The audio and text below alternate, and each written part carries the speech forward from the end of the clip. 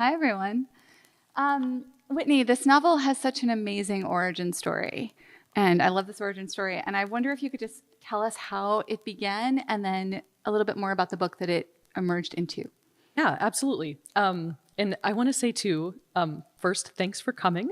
It's so great to have everybody here. And there's absolutely no pressure, but if you feel like moving forward, you totally could. But I won't be offended if you don't. And also, no pressure, but we're hoping that you'll come up with questions. Yeah. Audience question part of it. So bear that in mind. Exactly. Yeah. I love the Q&A part. So if you have questions, think about them now. I came to this story back in 2011. I've studied photography for my entire life, and I spent countless hours in dark rooms in high school and college, and I just loved that intimate space there in the dark where photography was this hands-on experience. And I like digital photography too, but I miss those days of putting a print into the developer and not really knowing exactly what you would get. I thought that was so great. So I've done a ton of photography, and I've also studied art history throughout my whole life. So I knew a lot about Man Ray. And in 2011, there was an exhibit at a museum north of where I live in Boston called Man Ray and Lee Miller, Partners in Surrealism. And my daughter was 2 years old, and I strapped her into her stroller and took her up to the museum. And I went because of Man Ray and wanted to see his work. I had never heard of Lee Miller before. So I walked into the exhibit and started looking at all of her art on display in the first room, and instantaneously was just sort of blown away by the breadth of her talent and just the sheer just reinvention that she went through, both in her work and as a person. If you aren't familiar with her, like I wasn't, she was first she was a model. So in 1927, she started out as a model in New York City. And she tells this really interesting story about that I still don't know if it's true or not, but she said she was walking down the streets in New York and she was lost in thought. She went to take a step off the curb into the path of an oncoming vehicle. And at the last minute, a man grabbed her and pulled her back to safety. And that man was Condé Nast, which seems incredibly fortuitous, I guess. and so he was so taken with her and so thought she was so beautiful that he took her back to the Vogue studios and launched her career as a model.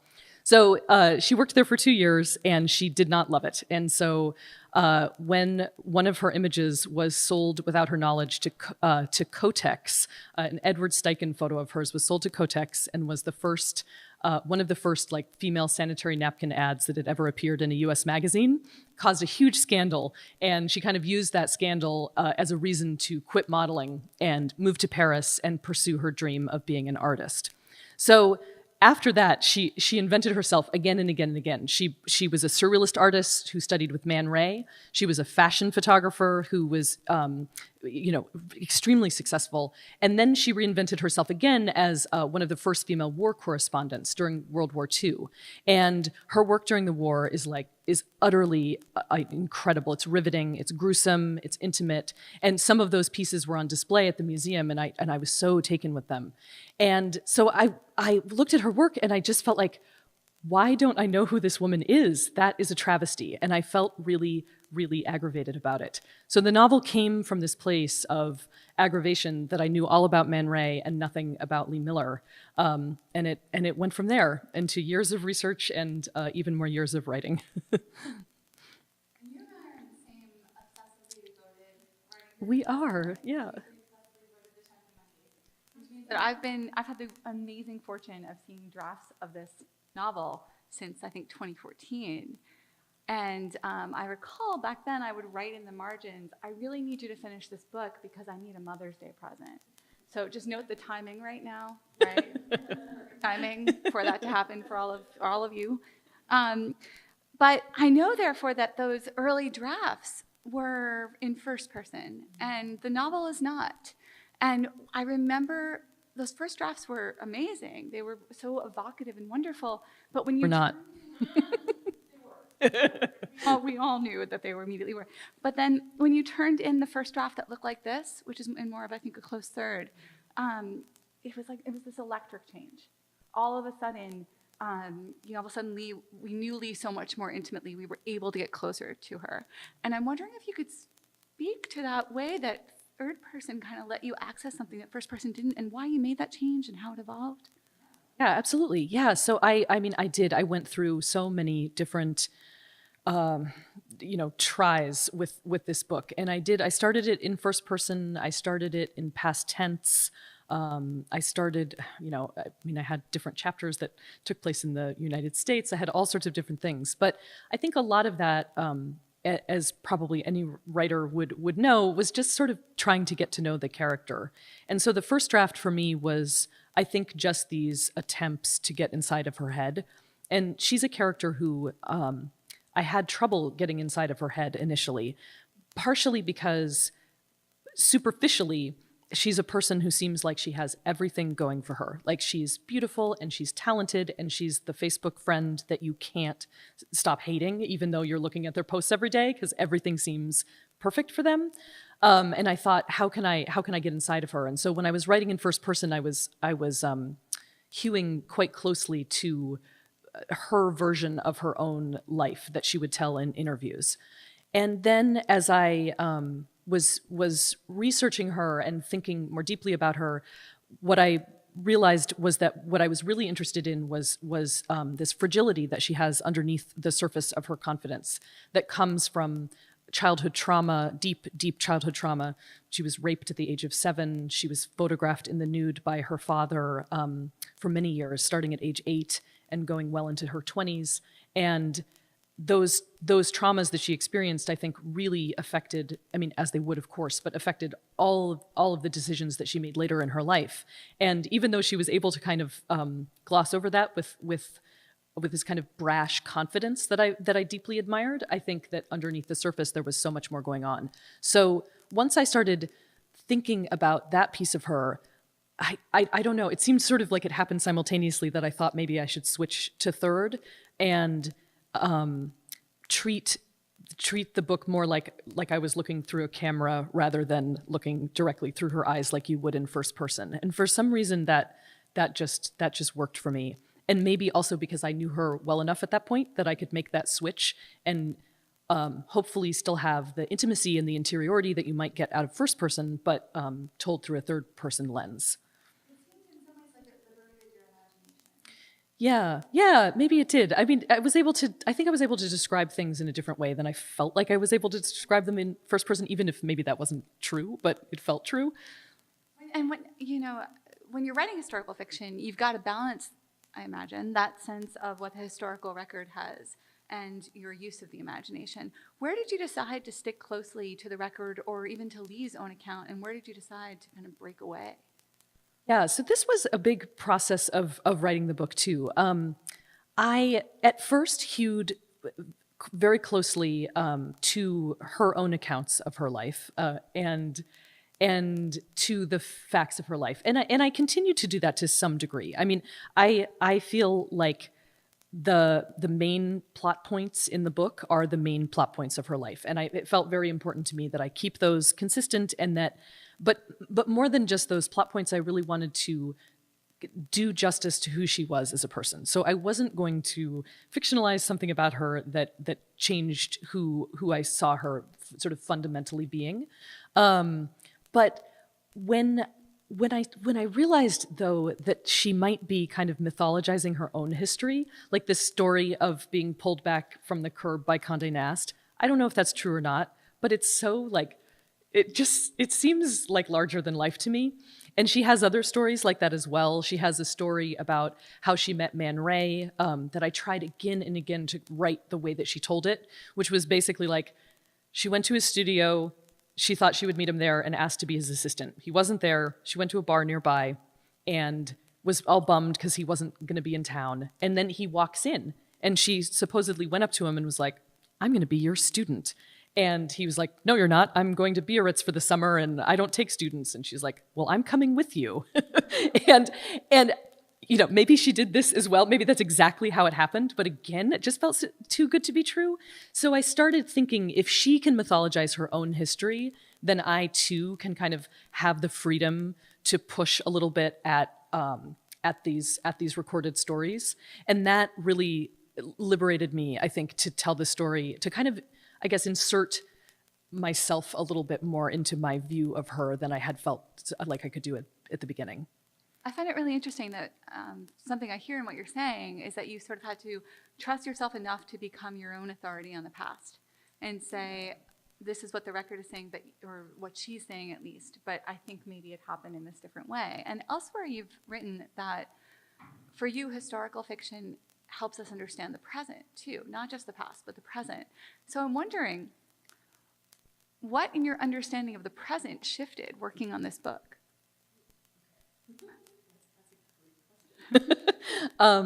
Yeah, I mean, first I'll say that I think that historical fiction in general, I think is a very interesting genre, because I think that history, as it's been written, is, there's never any one true truth about history. And so in writing somebody's story like this, where yes, pieces of it are fictionalized, that doesn't feel that different to me than a history book that is kind of has its own agenda and has written things in a certain way. So I think even as a novelist where you are fictionalizing aspects of history, you're bringing a modern perspective to the past in a way that I think needs to be done in order to tell these stories that the history books overlooked. And I really love that about historical fiction, and I think it's kind of what makes the genre actually quite essential. And then as far as what looking at historical fiction makes the present. Wait, how did you ask the question again? Written before that it helps us understand the present. Oh, yeah. Yeah. So I guess one way that I think about that is sort of a personal story about that. But when I was writing this book, sorry, I'll go back a little bit. So I've written for my whole life. I started out as a writer. I mean, I was like on the playground at recess, like scribbling in a notebook, I was a nerdy kid. And then I got an English literature degree. I got an MFA. I worked at a creative writing center for a decade. And through all of that, I never called myself a writer. I always thought, oh, it's like this little hobby that I have on the side. And what I'm really doing is working at this creative writing center and helping other writers. And that's fantastic. And sometimes I do some writing. And then I started writing this book and thinking more deeply about a woman in 1930 who was trying to own her own identity as an artist and the struggle that she was going through. And then I started connecting that struggle to the present day and the struggles that women are still going through in the art world and just creatively in every way. And then, probably later than it should have, this giant light bulb went off. And I was like, oh my God, I'm writing about a woman who can't claim her own identity as an artist, and yet I'm not claiming my identity as a writer. And so it simultaneously made me feel deeply connected to the past and connected to these struggles that happened a century ago that are still happening, and also feel like a sudden sense of empowerment to change the way that, as a creative woman, I frame my own identity. I think there's other ways, but that was one of the big things that happened while I was writing the book. Oh, thanks. Oh, thank you.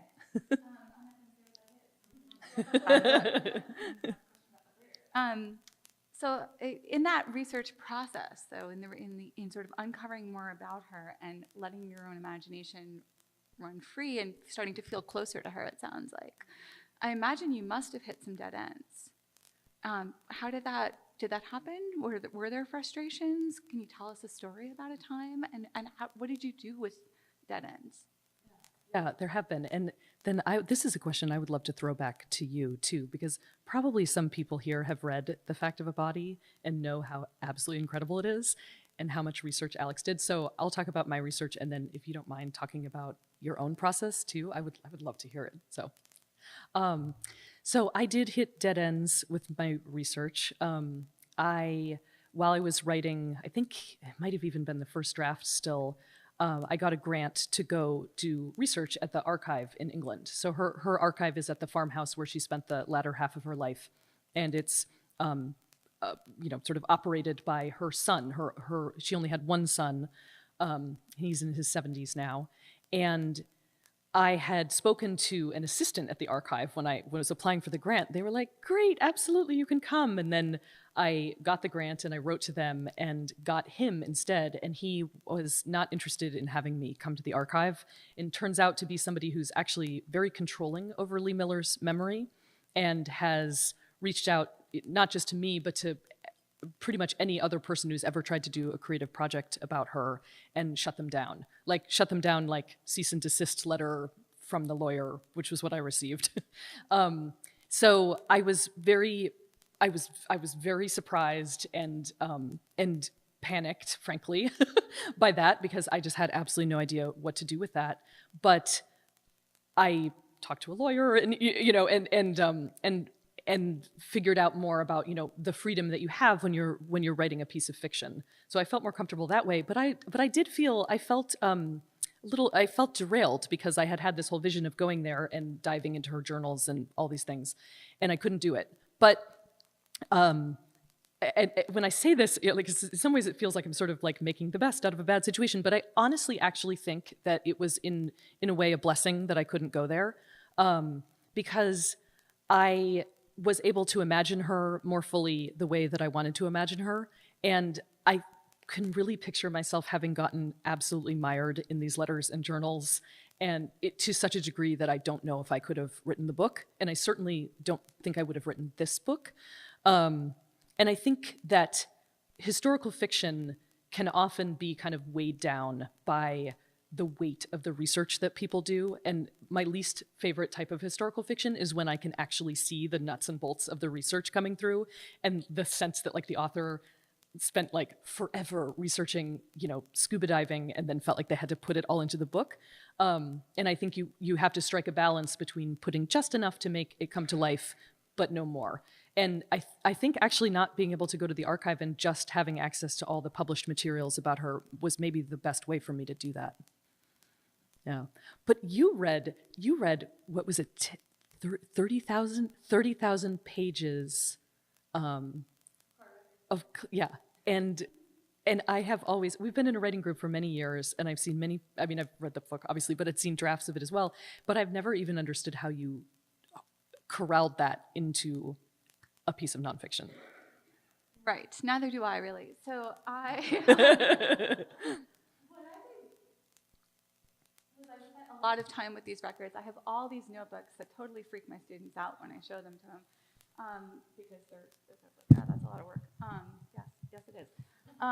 In which I described every page of the records and just annotated what was there. And what was happening initially was that it was so upsetting, since it's a pedophile murderer, murdered this little boy, that in the margins I would have to write my emotions and the own memories that were coming up for me, just so I could keep going. And at the time, I thought, well, this is really a stumbling block. I should be able to put this all aside. My goal here is to just kind of nail down the facts of what happened. And so my own dead end in the research was that in 30,000 pages of court records, man, every little thing contradicted itself. There was no one narrative. And for a long time, I regarded that as a very real stumbling block. I thought I was trying to write this more sort of journalism-forward book in which I would talk about what had happened. And I thought that perhaps I would someday find the story.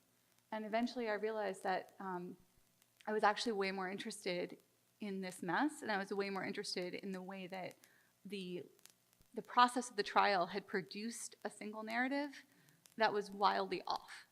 And that there was something in the way we make stories out of the past, the way we're always spinning stories out of the past, that I wanted to write about, and that the mess of the research was, in fact, helpful. Now, there were times as a writer when I had to make choices, so because it wasn't a moment for the narrative to complicate itself, it was a moment for the narrative to move forward, and so I just had to make a choice.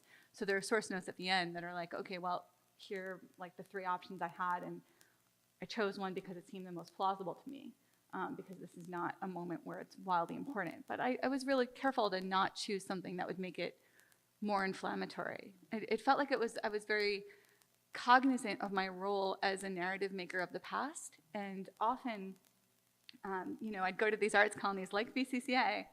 I couldn't really work on the book at home very effectively because it was so upsetting, so I would go away to do it. And I would bring all these records of Ricky Langley's life, the murderer.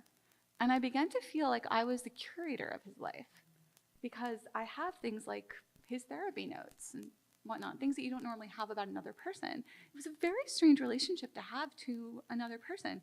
And I'm wondering if you ever felt like the curator of Lee Miller's life. I absolutely I did, and I continue to feel that way in a way that is, it's like I have complicated feelings about it, but perhaps more positive than how you feel about being the curator of Ricky's life, I would say. But there is this incredible intimacy that is created when you're writing for years about a real person. And I mean, this is just a silly aside, but like when my book came out, my husband was on the internet and he was like, "You're on Lee Miller's Wikipedia page," and it was like, it really shocked me at that moment, you know, to think that. But then I was like, well, I mean, I know her well enough. Maybe I belong on her Wikipedia page. I mean, I had spent 7 years with her at that point, and you know, getting to know her, and I mean, you must feel similarly about Ricky. Yeah, that's right. I think I spent more time with the whole scope of his life than perhaps anyone except Yeah. him and maybe the lawyers. The lawyers who doesn't know about money. Yeah. So, Yeah. Hmm. But, all right, so I'm going to shift on the kind of intimacy we're talking about, because you should all know that people who call Age of Life really, really sexy. Burgess called it sexy and moving. I'm not going to keep going with that, but you get the idea of the trend, right? So this is a very sexy book, which means you had to take this character that you were, this person who you were imagining, who you were getting to know, and then you had to imagine your way into their sex life. And I'm curious, I just saw you give a fantastic talk on writing sex scenes, and I'm curious if you could talk to us a little bit about how you approach that. Yeah. Yeah. So I knew that I knew this was going to be a sexy book. I mean, it basically had to be a sexy book because Man Ray and Lee Miller had this incredibly passionate relationship where, you know, he was photographing her naked all day long. So really, were they going to go home and sort of primly sleep in separate beds? No, they were not. So there was that, and then there was this feeling that I have about historical fiction, where I think more sort of literary historical fiction tends to be like very buttoned up, and there's a lot of like longing glances across rooms, and then the chapter ends and you go on to the next thing. And it drives me crazy because I think that if there should be a sex scene when a sex scene is called for. So I didn't want my book to be that sort of book where it was fade to black and, you know, the next chapter. However, I hadn't written that many sex scenes before I wrote this book. And so I was nervous about it, and I was drafting, and I kept being like, I gotta get sexy here soon, and and kept kind of resisting that. And then actually, perhaps weirdly, similarly to you going away to the residency to work on this book, I went to VCCA and I wrote like 120 pages in 2.5 weeks, and I pretty much wrote every sex scene that happens in the novel at VCCA in my little studio. Which, you know, but it did feel like it's like once you sort of get into that space and it was just easier for me to kind of just spend time in that space and be in Sexyville for like 2.5 weeks and get it all done. But you know, I also think, and this is, I did just teach a class on sex writing, and I, you know, I did find it scary and intimidating before I wrote this book. And then I started to think about how a sex scene it's a scene of high drama. It's a scene where, you know, a lot of things have been leading to that moment in various ways, and then there's like, you know, sort of explosive emotion happening. And I hadn't thought about it that way before, and for some reason, once I suddenly realized, like, oh, it's hard to write because it's a scene where a lot of things have to come together for it to happen, and it needs to be a moment where the characters, there is some kind of big change that's happening to them. You're learning something about them through the sex scene, rather than it being gratuitous. Once I realized that, I was like, oh, it is supposed to be challenging to write this, and that almost made it easier than just this initial feeling where I was like, ooh, it just has to be hot or whatever. So, yeah. Yeah. But so too are all the other scenes in the book. And I know you have a deep relationship with photography. And I'm wondering if you could talk to us about how you used the actual images of Lee Miller in writing the book, as well as I'd love to know if there's like a favorite one that like didn't make it in, that you didn't get to describe. Yeah. There is one actually. Yeah, so I just thought of one other thing I want to say about the sex scenes too, which is just this sense of like I wanted to write a character who was really hungry for life, like, and she's like hungry in the sense of she loves food, she loves to eat. There's lots of food descriptions in the book. She's hungry for new experiences, and she was hungry to have sexual experiences as well. So that was another reason that I felt like it was really important to kind of put that in there and get it right, kind of bring her to life in that way. And as I was, I did look at her photographs and Man Ray's photographs a lot while I was writing the book. And pretty much the entire first draft of the book came from images. So I would look at one of their pictures and write a scene, and it was a way to get to know them and to understand their relationship. And so I had a lot of scenes and not really sure, where they were gonna go into a bigger narrative arc, but it allowed me to understand who they were. And many of those scenes have still made it in here, and if you Google their work, you can see the pictures that they come from. One photograph that I was kind of dying to figure out how to use, but it just wouldn't fit at all, was, let's see, right before World War II, Lee was still working at Vogue as a fashion photographer. And somehow she found out that that a hospital near the studio had done a mastectomy. And she went to the hospital and she got them to give her one of the breasts from the surgery, which she put onto a dinner plate and set up this surrealist tableau of knife, fork, breast, dinner plate. I mean, this photo is like absolutely one of the strangest photos, and I found it, gruesome and horrible, but also really interesting because I think this was a moment for her where she was beginning to comment on her own objectification that she had experienced through her entire life in a very direct way. I mean, what could be more direct than that? But up until that point, I don't think she had done that. She had instead had these different, like she would take photographs that were kind of in dialogue with photos of her that had felt objectifying, but instead of being directly speaking to them, it would be like, oh, Man Ray took a portrait of her and she's cut off at the neck and she's wearing, there's this saber guard thing, which I have described in the book, which is this like metal thing that people used in fencing. And he had it, like one time he had it over her head, and then the one where her head is chopped off, he had it sort of over her body like a cage. And then she used that same object and took, like, sort of feminized it. Like she would put it on a model and have her wearing it like a shawl, and she would just use it in these very different ways that were clearly kind of speaking to his photos, but not in the same direct way that this mastectomy photo did. So I had this whole vision of how maybe I could use that photo, but it didn't fit in the book. Oh, thank you. I think that was the thing that most interested me in writing the book, was this back and forth power struggle and artistic struggle that the two of them had, where neither one of them has the upper hand the entire time. And in fact, it just keeps going back and forth. And I just loved that about it, because, especially because I think Man Ray felt like he had all the power. And in certain ways he did. Lee Miller was his assistant in his studio. She was a woman in 1930. He was an extremely successful artist. She was just starting out. But she had such power over him that he became totally obsessive, extremely jealous. I mean, he took a piece of paper and he wrote her name like 100 times, like Lee, Lee, Lee, Elizabeth, Elizabeth, Lee, Lee, like you would do in 3rd grade on like a school folder. And I just found that so interesting that she could have that power over him. And I found myself wondering what that would mean to have that.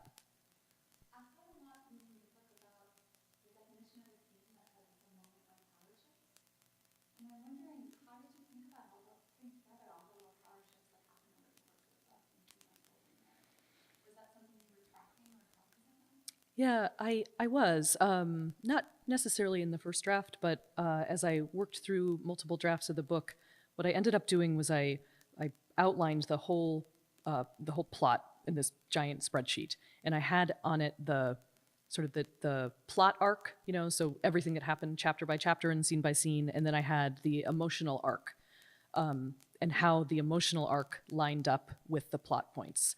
And so if you look at that spreadsheet, it's kind of like, you know, who has the upper hand here in this scene and how, and then at the end of the scene, does that shift or does it not shift? I mean, I literally mapped it out to that level.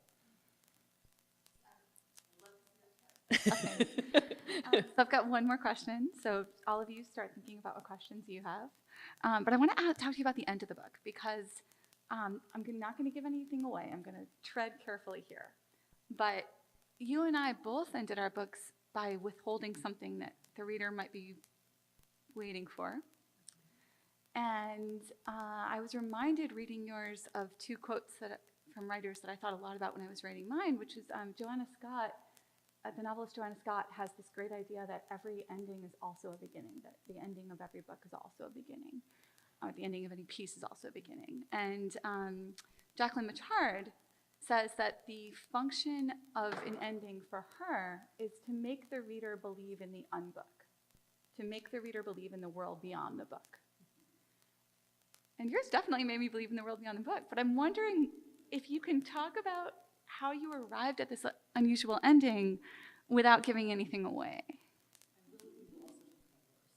Okay. I mean, I arrived at mine by first writing the ending where I do give it away, actually. So I had another maybe 7 or 8 pages of my initial ending that goes into more detail than what you see here. And I guess I won't go into it in case you haven't read it and you want to read it. But, and I'm trying to think if I can, well, actually, I'll tell you this because it's so great. The reason that I did that I had it go on and sort of give away something that happens is the final scene takes place at a museum. Man Ray and Lee Miller meet up later in life, and that's not really much of a spoiler. But I had read in an interview that I think Man Ray had given, where he described this unbelievably amazing scene where he and Lee met at this exhibit. They were both quite old at that point. He's 17 years older than her. I don't know what year it was, but I think he must have been like in his early 80s, and so she would have been, you know, late 60s or whatever. And he was in a wheelchair, but he got out of his wheelchair and they went into a storage room. And lying on its side in the storage room was a huge tube, a cardboard tube that had been used to house a sculpture. And he crawled in one end of the tube, and then he shouted, Lee Miller, you know, come here. And she crawled in the other end of the tube, and then they like met in the middle of it. And I just felt like, how beautiful. Like it just, as an image, it just struck me as so beautiful. So I was kind of desperate to get that scene into the book. It's not in the book. I actually took that out, and the final scene, you know, happens long before that would have happened. And so it was a process for me to kind of give up that image just because it felt so satisfying. But then I realized that I didn't want it to be 100% satisfying. I wanted it to be, I love that idea of the believing in the unbook, that you can then kind of go forth and like, you know, think about where it might go, which I think is actually, to me, more satisfying than having a neat little bow tying it up. Did you feel the same with yours? Because yours does something similar. It does. Okay, so the last word in my book is hello.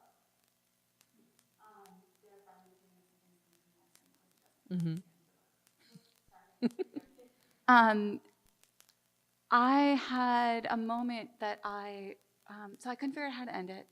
I was at McDowell, another arts colony, with the intent of finishing the book. It was due to my publisher.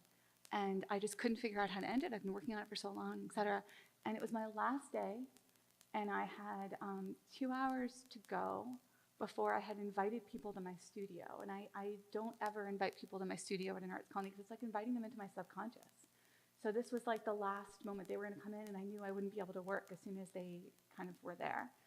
So I felt this very strong ticking clock And yet I was so stuck, so I was like, all right, I'm going to procrastinate. I'm going to go read. I was reading a book on film editing. And something happened, and I was like, all right, shoot.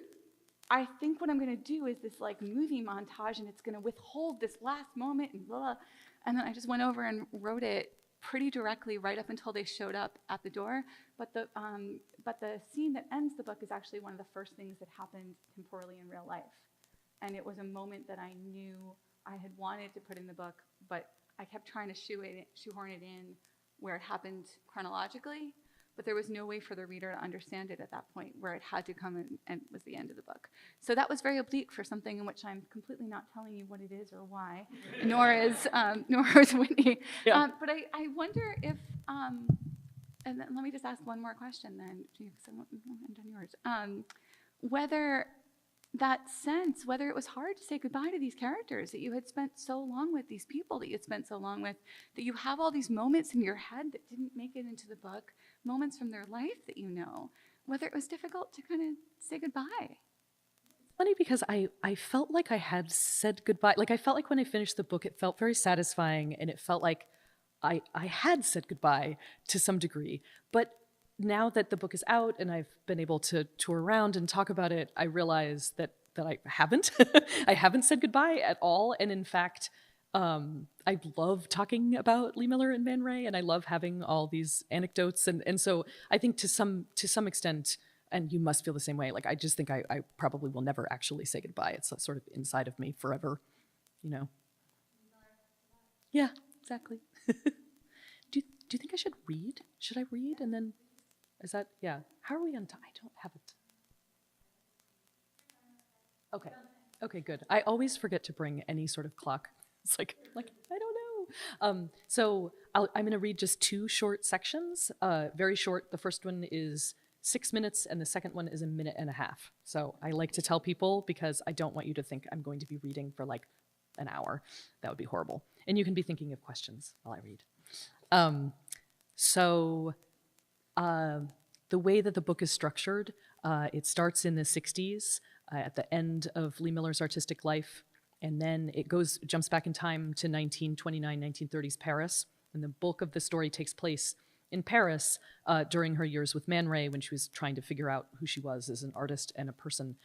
And then interspersed into that larger Paris narrative are these very short chapters from her time as a war correspondent during World War II, and those I think of as these little pieces of shrapnel that are kind of like cutting up through the larger story that she's trying to tell you, in the same way that like a traumatic memory might come back to the surface for somebody at a moment when they don't necessarily want to be thinking about it.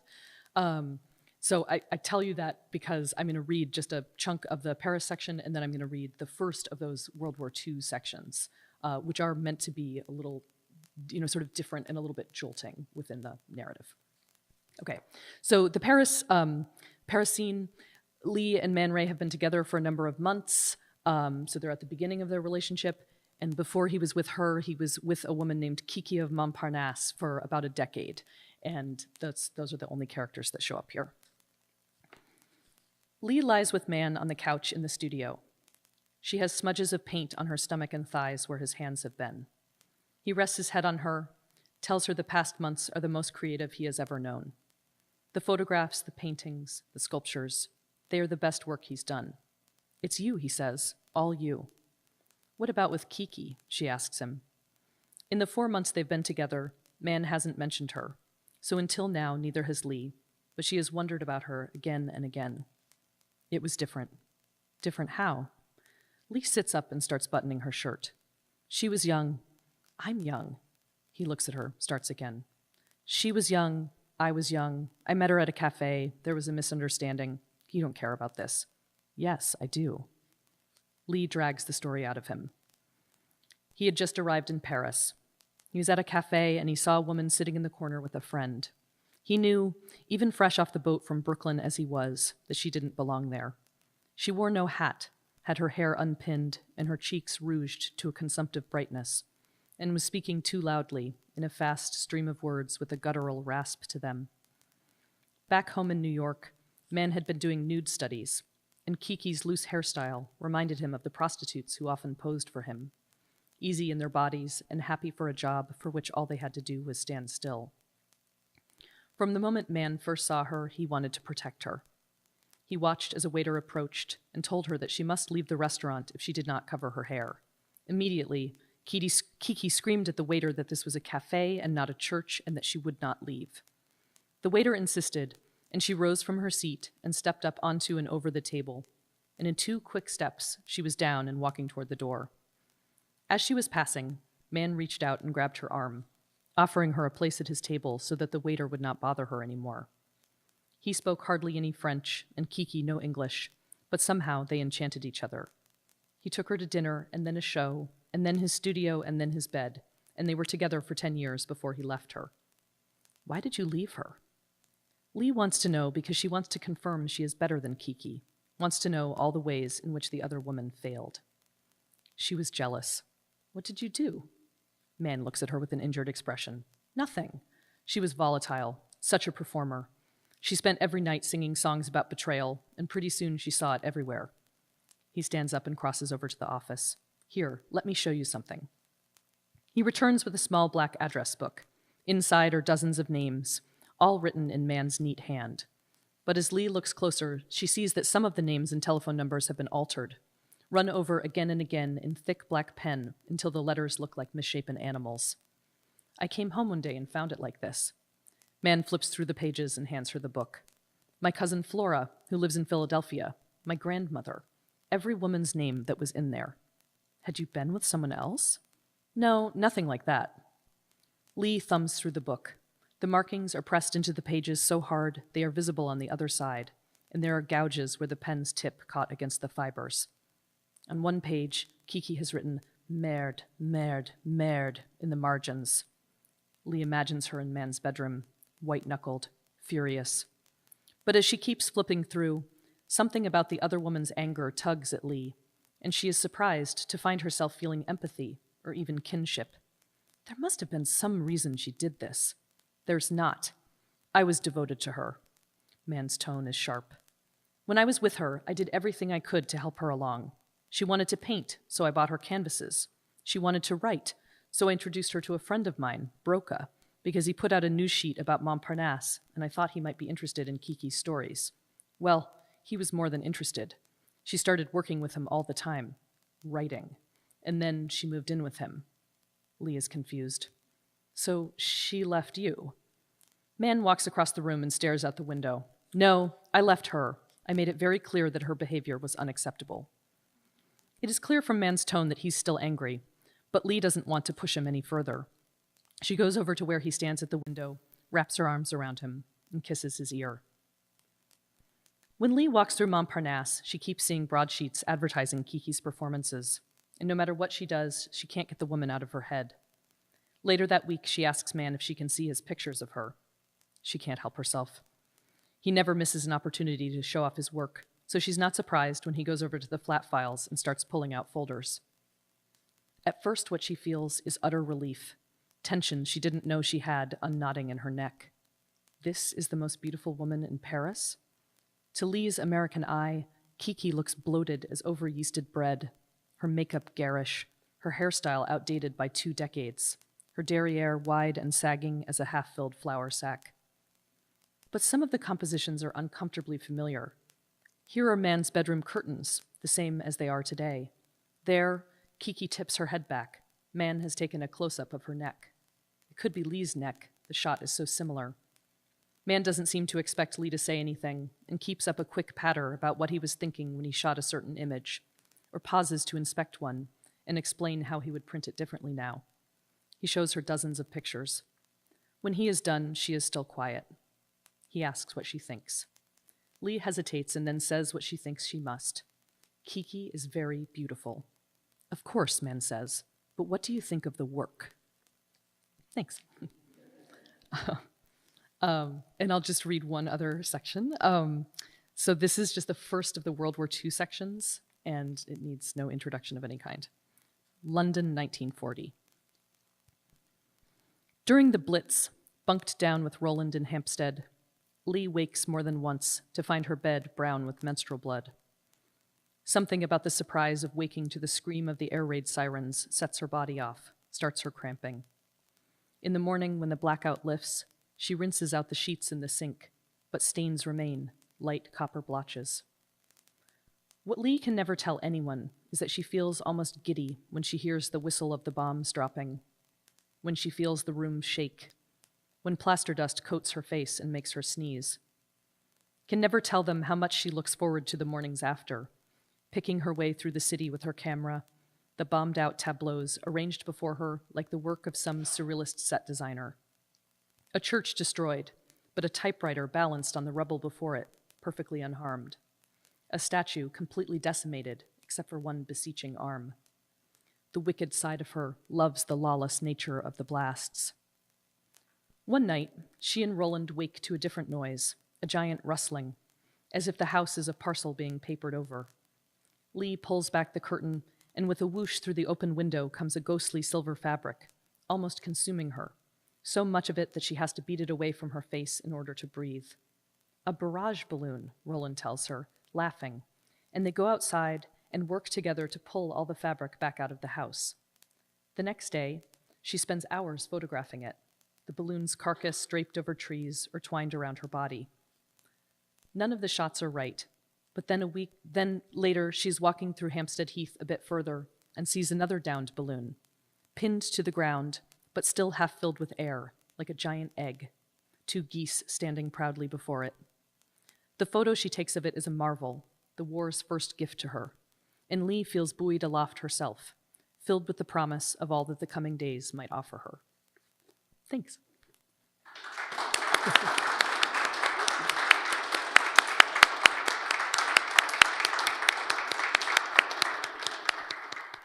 Questions?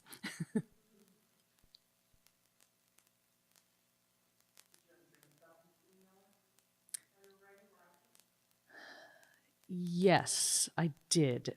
But I often dream about what I'm doing or working on during the day. So yeah, I think I actually had lots of dreams about her. Title of the book I love. Were there several other titles that you had been considering, and why did you choose this particular? At first I called it novel, which was not very good. It's like novel, draft 1. No, this was the title I came up with maybe when I was writing the second draft, and I stole it from a Man Ray essay of the same name, and I felt like, ha ha ha, I'm like taking your title a little bit. But I also, I kind of loved it because it felt to me like the, wow, it's so beautiful. It's like swelling music.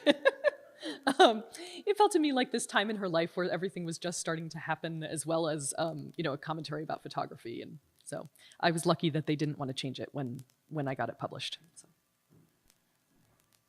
Yeah. You mentioned earlier about with first person, it's a bit like you through a camera lens, and with your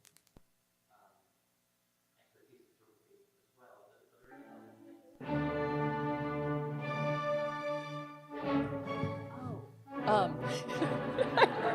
I love this. I love the music. It's like. So the question is about photography. Because I'm a photographer, and because when I switched to third person, I sort of felt like I was looking through a camera lens. Were there any other aspects about the book that felt photographic as well? I think that I think that I am a very visual writer, which I didn't really know until I was writing this book. But when I'm writing, first I see it and then I write it down. So in that sense, it feels sort of photographic in that way. I didn't use. I don't know if your question is more like, did I use any sort of like tropes of photography as devices as I was writing the book? I didn't really do that to any degree. But I think that is really interesting, that idea. And actually this new project that I've just started working on has a little bit to do with film. And I'm thinking of maybe using film devices like as tropes in the book. So we'll see how it goes. Can you tell us about the new project? Oh, Oh, Rick Russo. Do you tell people about new projects? I'll say, well, so I'll say I started working on a project last year because everybody told me, you have to make progress on a new book before your book comes out. And I was like, oh God, I have to do this. I started working on something that I've been thinking about for like a decade, basically, set in Colorado, which is where I'm from, during the Silver Rush in the late 1800s.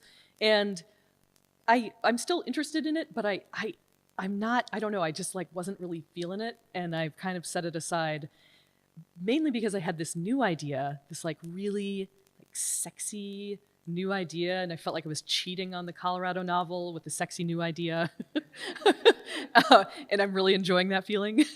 And the new idea, I mean, the only thing that I even know about it yet is that it's 1940s kind of early film industry in Palm Springs and Los Angeles, and that's about as much as I can tell you at this point. There's a question over here.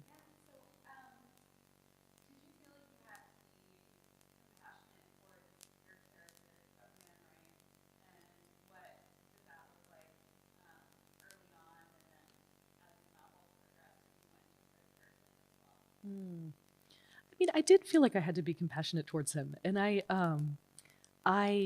it's been very interesting to talk to readers, and they're like, I hate him, and I don't hate him. I mean, my hope, I don't know if I achieved it or not. My hope is that I wrote him sort of in all of his complicated human glory, which is that he was, an egotistical artist. He was a product of his time, but he was also a man who was deeply in love with a woman who wouldn't give all of herself to him, and so he was sort of undone by that. He couldn't handle that for a variety of reasons, and so I did try to be compassionate to him in that way. Did I spend more time trying to be compassionate to Lee? I did, than him, but my view of him, I think remained sort of the same. I mean, I feel like I wanted to write a nuanced portrait of him at the beginning, and it didn't change much with the shift to third person as it did for me with Lee.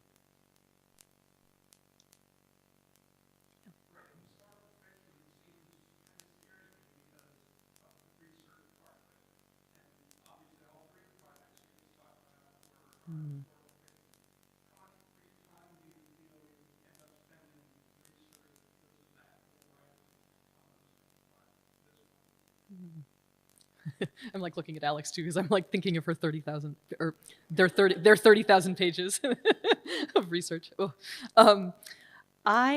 With this book, I spent about 2 years before I even started writing it, where I was just researching, and I did that to try to be getting to know the characters, but also honestly because I was kind of scared to start writing it, and scared that I could do the story justice, even though I knew it would be a fantastic novel.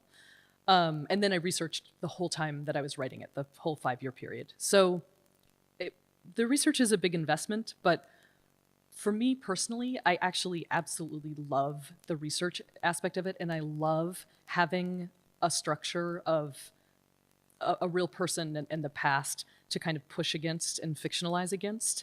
And that was where so much of the excitement of writing this book came from. So it might have been hours of research, but it felt so productive and the only thing that really was even making me want to write the book. Hopefully it'll be a little quicker this next time, but I have no idea. Yeah.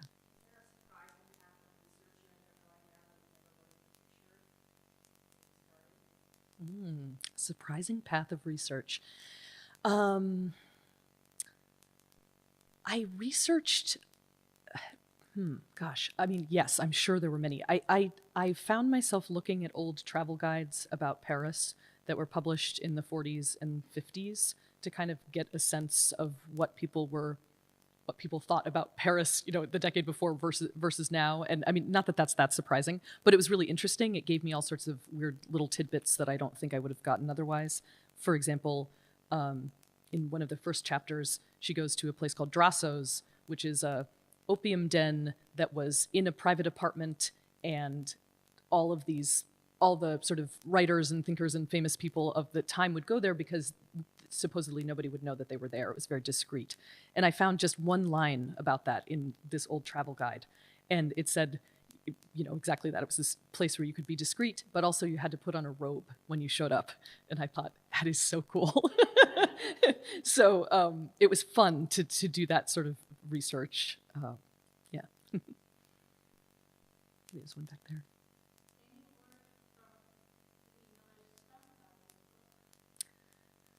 Well, yeah, I mean, I haven't spoken to him directly since I received my cease and desist letter during draft number 2. But I did, the book came out in the UK at the same time as it came out in the US, and he's based there in the UK.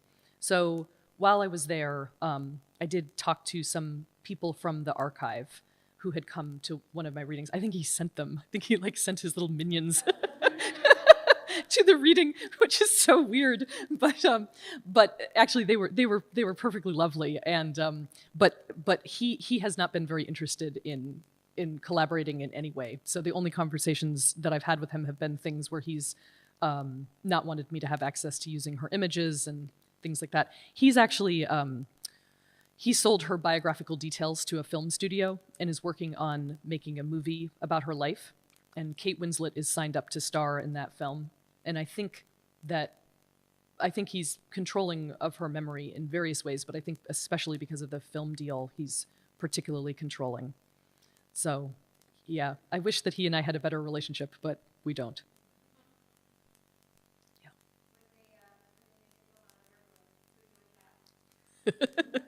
Yeah, I love that question, except I still don't have a very good answer to it because every person that I think of is like she was 22 in the book, and all of the actresses that I love, I think might actually be perhaps a little too old to play her, but I always think like Charlize Theron would be so great. I think it needs to be somebody who's very elegant and slim and has that sort of icy beauty. That's the type of woman that I picture playing her. But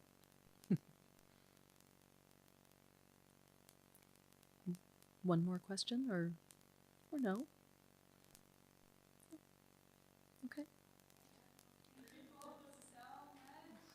Thank you.